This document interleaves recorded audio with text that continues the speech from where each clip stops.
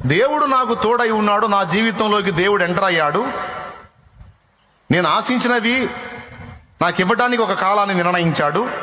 నేను అనుభవిస్తున్న శ్రమల నుంచి నేను విడుదల పొందడానికి విడుదల కాలం కూడా నిర్ణయించాడు.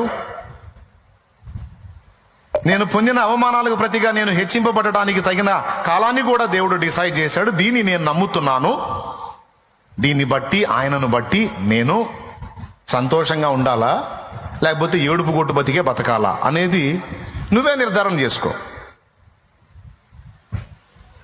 ఎటుగూడి ముందుగతి రానేవచ్చును, నీ ఆశ భంగము కానేరదు అన్నాడుగా. దీన్ని బట్టి నేను ఎలా బ్రతకాలి?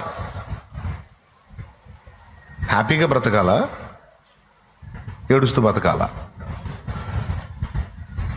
నిజంగా దేవుని నువ్వు నమ్మినట్లయితే సంతోషంతోనే బతుకుతావు. దేవుణ్ణి అనుమానిస్తే దుఃఖంలోనే నీ బ్రతుకుని వెళ్ళదీస్తావు. నీవు దేవుని నమ్ముతున్నావా? అట్లయితే హన్నా కూడా దైవజనుని మాట విని నాట నుండి దుఃఖముఖిగా ఉండుట మానెను అనుంది.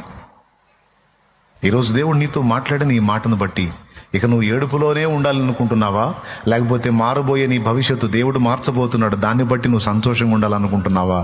నువ్వేమనుకుంటున్నావో మాట చెప్పు. ఏడవాలనుకుంటున్నావా, సంతోషంగా ఉండాలనుకుంటున్నావా?